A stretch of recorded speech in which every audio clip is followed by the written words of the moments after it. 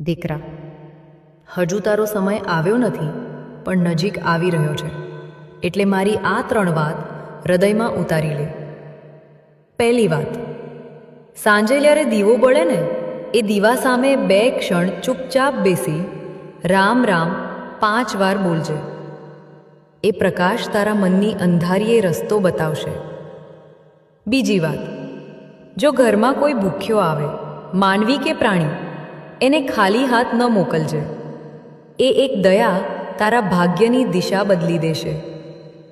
ત્રીજી વાત, દિવસમાં જેટલી વાર બની શકે તારી કુળદેવીનું નામ શ્વાસની જેમ લેતો રહેજે.